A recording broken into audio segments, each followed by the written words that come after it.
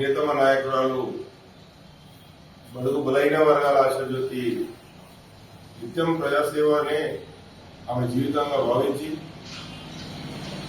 ఇళ్లకు ప్రజల్లో ఉండి ప్రజాసేవనే ముఖ్యమని చెప్పి ప్రజల్లో ప్రజాసేవ చేసుకుంటున్న నాయకురాల మీద ఈరోజు అవిశ్వాసం పెట్టడం సిగ్గుచేటది. ఎందుకంటే పార్టీ మారినంత మాత్రాన మీరు ఎప్పుడే అవిశ్వాస తీర్మానం పెట్టడం ఇది వికారాబాద్ జిల్లా ప్రజలు కాదు, యావత్ తెలంగాణ ప్రజలు దీని మీద స్పందిస్తున్నారు. ఎందుకంటే గత మూడు పర్యాలు ఆమె చైర్మన్ గా పనిచేసి ఎన్నో అభివృద్ధి కార్యక్రమాలతో పాటు సంక్షేమ పథకాలతో పాటు వాళ్ళ వ్యక్తిగతంగా కూడా ఎన్ని సేవా కార్యక్రమాలు చేసుకుంటూ ప్రజలకు అండగా ఉండి ఎల్లప్పుడూ కూడా ప్రజల్లో తిరుగుకుంటూ ప్రజాసేవ చేసుకుంటూనే ఆమె ప్రజల్లో జరుగుతుంది నాయకురాలు. ఆమెపై ఇప్పుడే శ్రీనివాస్ రెడ్డి చెప్పినట్టు గత టీఆర్ఎస్ ప్రభుత్వం టీఆర్ఎస్ నాయకులు ఆమెపై దాడులు చేయించారు, ఎమ్మెల్యేలు దాడులు చేయించారు. ఆమె సొంతంగా జడ్పీ నుంచి నిధులు పెట్టి అభివృద్ధి కార్యక్రమాలు శంకుస్థాపనలు పెడితే ఇదే పెద్దపల్లి మండలంలో ఆమె పెట్టిన శంకుస్థాపన బండని ఆ రోజు ఇక్కడ ఉన్న స్థానిక ఎమ్మెల్యే రోహిత్ రెడ్డి అనుచరులు ఆ శంకుస్థాపన బండని కూడా ఆ రోజు బలపెట్టడం జరిగింది. అదేవిధంగా వికారాబాద్ లో కూడా మరపల్లి మండలంలో కూడా ఆమె కారుపై దాడి చేయడం జరిగింది. ఇన్ని అవమానాలు కూడా భరించుకుంటా ఆమె టీఆర్ఎస్ పార్టీలో కొనసాగి గత ఎమ్మెల్యే ఎలక్షన్ లో కూడా టీఆర్ఎస్ పార్టీలోనే ఆమె పనిచేసినాక కూడా ఈ రోజు టీఆర్ఎస్ పార్టీని నిలిచి కాంగ్రెస్ పార్టీలో పోయిందని చెప్పి వీళ్ళు అవిశ్వాస తీర్మానం పెడుతున్నారు. నేను ఒకటే అడుగుతున్నా, కాంగ్రెస్ పార్టీలో గెలిచిన రోహిత్ రెడ్డి తల్లి టీఆర్ఎస్ పార్టీలో తిరుగుతున్నలేదా? ఆమె కాంగ్రెస్ పార్టీ బీఫామ్ మీద గెలవలేదా? మరి ఆమె ముందు రాజీనామా పెట్టాలి కదా. ఆమె రాజీనామా పెట్టకుండా ఈరోజు అవిశ్వాస తీర్మానం మీద ఆమె సంతకం పెట్టి ఈరోజు ఆమెను దిబ్బరిపోతుంది. ఆమె కూడా కాంగ్రెస్ పార్టీకి బీఫామ్ మీద గెలిచినామే కదా. ఇవన్నీ ఎంతో మంది కాంగ్రెస్ పార్టీలో గెలిచి టీఆర్ఎస్ పార్టీలో చేయగలేరా? ఎన్ని రకాలుగా ఏ పార్టీలో ఎవరెవరు చేరుతలేరు, ఎవరెవరు చేయట్లేరు. మీరు ఏమి చేసినా కూడా ఆ విశ్వాసం నెగ్గేది లేదు. ఈ అవిశ్వాసానికి ఇప్పుడున్న జడ్పీటీసీలు చాలా మంది కూడా బలవంతంగా తీసుకుపోయి సంతానం పెట్టినారు. కానీ వాళ్ళు కూడా జడ్పీటీసీలు కూడా వాళ్ళు కూడా ఎన్నో కార్యక్రమాలు చేయడం జరిగింది. జడ్పీ చైర్మన్ గారు ఉన్న జడ్పీటీసీలు కూడా అరే మా అమ్మ మీదనే మేము అవిశ్వాస తీర్మానం పెట్టాల్సి వస్తున్నది, వాళ్ళ బలవంతంగా అక్కడ ఉన్న నాయకులు వాళ్ళ ద్వారా వాళ్ళ సంతకాలు పెట్టి ఈ రోజు అవిశ్వాస తీర్మానం పెడుతుంటే వాళ్ళ మనసుతోని వాళ్ళు పోయి అవిశ్వాస తీర్మానం ఏ జడ్పీటీసీ కూడా వాళ్ళు పెట్టడానికి ఇది పెట్టిన అవిశ్వాస తీర్మానం ఎప్పటి కూడా నెగ్గదు, నెగ్గనీయం కూడా అని చెప్పి చెప్పుకుంటున్నాం. నేడు జిల్లా పరిషత్ చైర్పర్సన్ మేడం సునీతా మహేందర్ రెడ్డి గారు కాంగ్రెస్ లో కలిసిందన్న ఒక కారణం చూపి ఆమెపై అవిశ్వాస తీర్మానానికి ఉసిగొల్పినటువంటి మాజీ ఎమ్మెల్యేలు వాళ్లకు ఒకటే ఏముందంటే మేము ఓడిపోనికే కారణం సునీతా మహేందర్ రెడ్డి గారు అనే ఒక అక్కస్తోని ఈ అవిశ్వాస తీర్మానాన్ని పెట్టడం జరిగింది. వాళ్ళ ప్రోద్బలంతో ఇది మంచిది కాదు. ఆమె టీఆర్ఎస్ ప్రభుత్వంలో లేనప్పుడు కూడా జిల్లా పరిషత్ చైర్మన్ గా తెలుగుదేశంలో కూడా ఉమ్మడి రంగారెడ్డి జిల్లా చైర్పర్సన్ గా ఉన్నటువంటి వ్యక్తి. ఆమె జిల్లా మొత్తం మంచి పేరు తెచ్చుకున్నటువంటి జిల్లా పరిషత్ చైర్మన్. ఆమె ఇప్పటికీ 3 పర్యాయాలు జిల్లా పరిషత్ చైర్మన్ గా పనిచేసింది. అజయ్ ప్రసాద్ గారు చెప్పినట్లు ఆ పెట్టినటువంటి జడ్పీటీసీలు ఎవరు కూడా ప్రాణంతో పెట్టలేదు. వీళ్ళ ప్రోద్బలం వల్లనే వాళ్ళు కూడా సొంతం చేయడం జరిగింది. అందరితో మంచిగా ఉండి అందరికీ మంచి ఫండ్స్ ఇచ్చి మీ అభివృద్ధి చేసుకోండి మీ ప్రాంతాలని చెప్పేటటువంటి మంచి మనసున్న సునీతా మహేందర్ రెడ్డి గారి మీద ఇలా పెట్టడం మంచిది కాదు. ఈ అవిశ్వాసం నెగ్గేది లేదు, పోయేది లేదు. కాకపోతే కావాలని ఇటువంటి చేయడం మంచిది కాదు. పార్టీ మారితే రాజీనామా చేయాలంటే ఆడ చాలా మంది ఉన్నారు. ఇక మనం చెప్తే పేరు చెప్పారు. ఆమె ప్రమోద్ రెడ్డి గారు మొదలు రాజీనామా చేయాలి కదా, ఎందుకు చేయలేదు?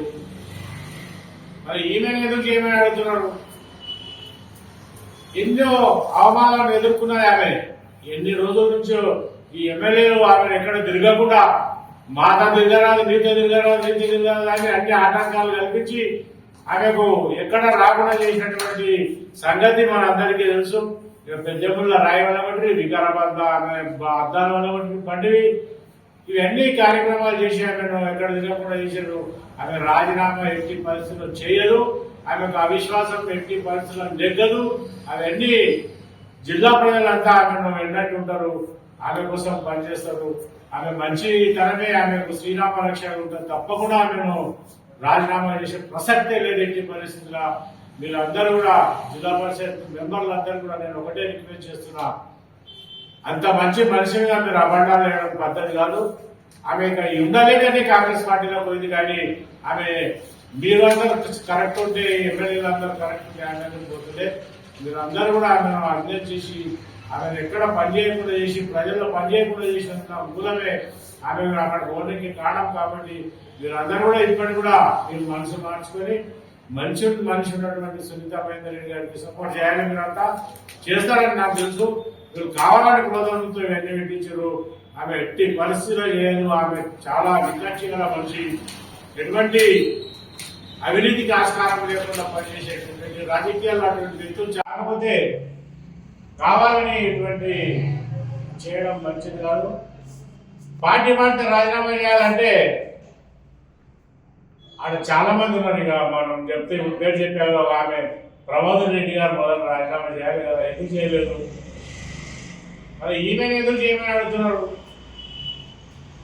ఎన్నో అవమానాలను ఎదుర్కొన్నాయి ఆమె. ఎన్ని రోజుల నుంచో ఈ ఎమ్మెల్యేలు ఆమెను ఎక్కడ తిరగకుండా మాత తిరగరాదు, నీతో తిరగరాదు, నీతో తిరగరాదు అని అన్ని ఆటంకాలు కల్పించి ఆమెకు ఎక్కడ రాకుండా చేసినటువంటి సంగతి మన అందరికీ తెలుసు. పెద్దపుల్ల రాయవలమంటే వికారాబాద్ ఆమె అద్దాల వల్ల పండివి ఇవన్నీ కార్యక్రమాలు చేసి ఆమెను ఎక్కడ తిరగకుండా చేశారు. ఆమె రాజీనామా ఎట్టి పరిస్థితుల్లో చేయదు, ఆమెకు అవిశ్వాసం ఎట్టి పరిస్థితుల్లో నెగ్గదు. అవన్నీ జిల్లా ప్రజలంతా ఆమెను ఎన్నట్టు ఉంటారు, ఆమె కోసం పనిచేస్తారు. ఆమె మంచి తనమే, ఆమెకు శ్రీరామ రక్ష ఉంటుంది. తప్పకుండా ఆమెను రాజీనామా చేసే ప్రసక్తే లేదు ఎట్టి పరిస్థితుల్లో.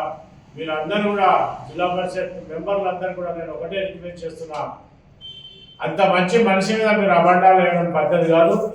ఆమె ఇక ఉండలేకనే కాంగ్రెస్ పార్టీలో పోయింది, కానీ ఆమె మీరు అందరూ కరెక్ట్ ఉంటే, ఎమ్మెల్యేలు అందరూ కరెక్ట్ ఉంటే ఆమె పోతుంటే.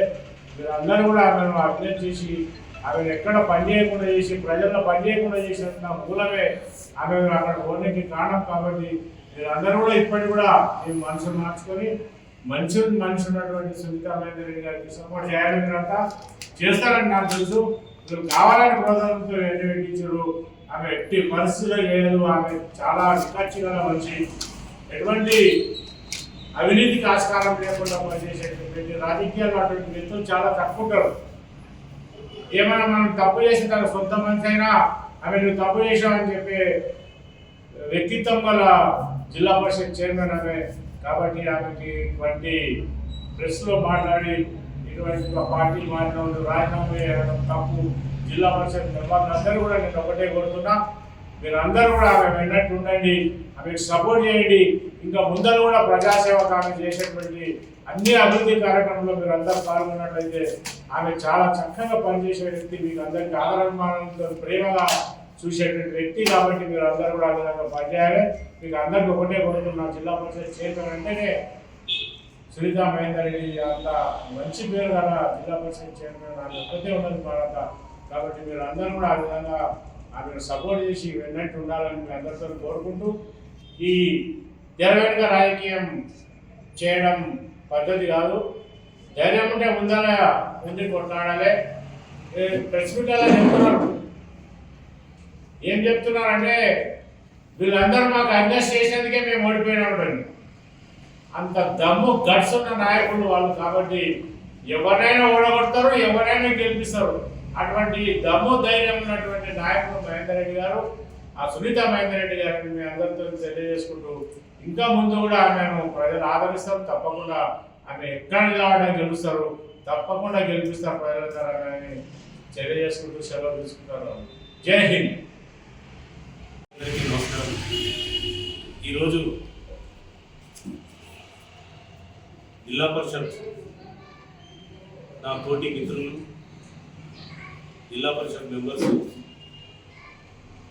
చైర్పర్సన్ గారిపై అవిశ్వాస తీర్మానం పెట్టి ఏదో అవాకులు చెవాకులు పేలుతున్నారు.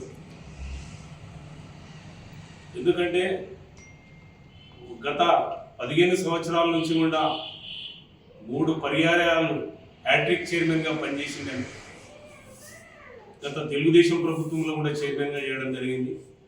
టీఆర్ఎస్ ప్రభుత్వం వచ్చిన తర్వాత కూడా చైర్మన్ చేయడం జరిగింది. వికారాబాద్ జిల్లా అయిన తర్వాత కూడా చైర్మన్ చేయడం జరిగింది. కాబట్టి 15 సంవత్సరాల నుంచి కూడా ఆమె ప్రజలకు అందుబాటులో ఉండి, గ్రామాల్లో కూడా అందుబాటులో ఉండి, అన్ని వేల కోట్ల నిధులు తీసుకొచ్చి గ్రామాలు అభివృద్ధి చేయడం జరిగింది. గ్రామాల్లో కూడా ఎక్కడ పోయినా కూడా సున్నితం ఇచ్చిన సీసీ రోడ్స్ ఉన్నాయి, డ్రైనేజెస్ ఉన్నాయి, స్కూల్ బిల్డింగ్స్ ఉన్నాయి, అంగన్వాడీ భవనాలు ఉన్నాయి. ఇన్ని అభివృద్ధి కార్యక్రమాలు చేసుకుంటూ ప్రజల మధ్య ఉండే నాయకురాలిపై ఈరోజు కొంతమంది సహచర జడ్పీటీసీలు ఈరోజు మాట్లాడుతున్నారు. ఏమని మాట్లాడుతున్నారు? ఈరోజు పార్టీ ఇడిచిపెట్టిపోయింది అని. దానికి కారకులు ఎవరు? పార్టీ ఇవ్వడానికి కారకులు ఎవరు?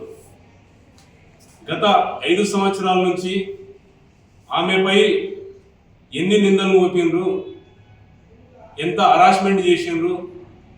ఏకంగా వికారాబాద్ జిల్లాలోని వికారాబాద్ నియోజకవర్గంలో మర్పల్లి మండలంలో ఏకంగా ఆమెపై దాడి కూడా జరిగింది.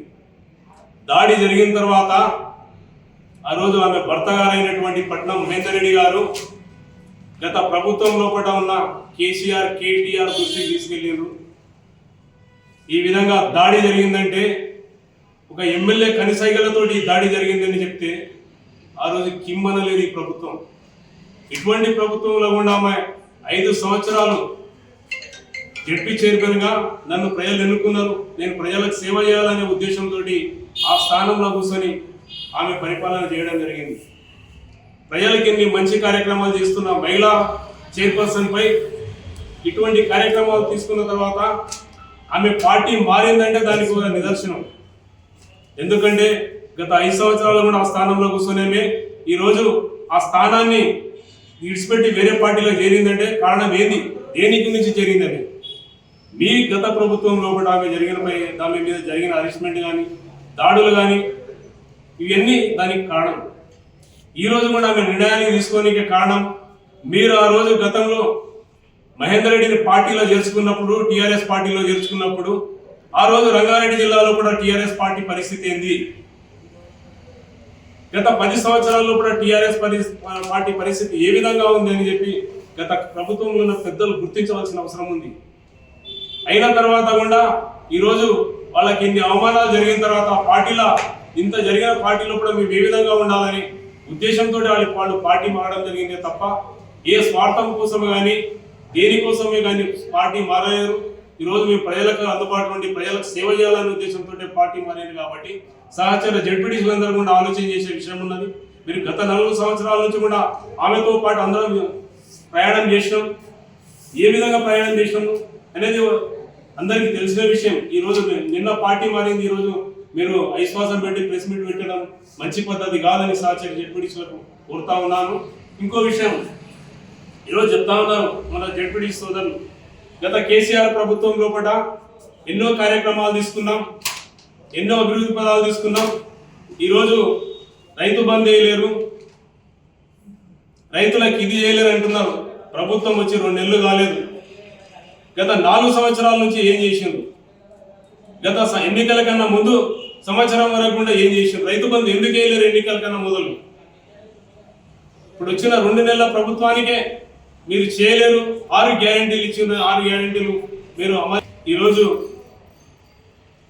చైర్పర్సన్ గారు పార్టీ మారింది అంటున్నారు.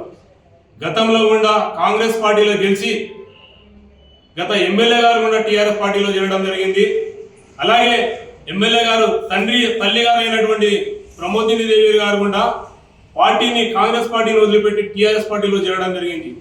వాళ్ళు రాజీనామా చేయకుండా ఈరోజు నిన్న చేరిన చైర్పర్సన్ గారిని రాజీనామా చేయమని చెప్పడం ఎంతవరకు సమంజసమని అడుగుతున్నాను. ముఖ్యంగా ఇటువంటి విషయాలు మాట్లాడితే మంచిది కాదు. మీరు ఏమైతే ఆమె చైర్పర్సన్ పై అవిశ్వాసం పెట్టి మీరు నెగ్గాలనుకుంటే అది జరిగే పని కాదని చెప్పి ఈ విధంగా తెలియజేసుకుంటూ ఈ అవకాశం ఇచ్చినందరికీ ధన్యవాదాలు తెలుపుతూ సెలవు తీసుకుంటున్నాను.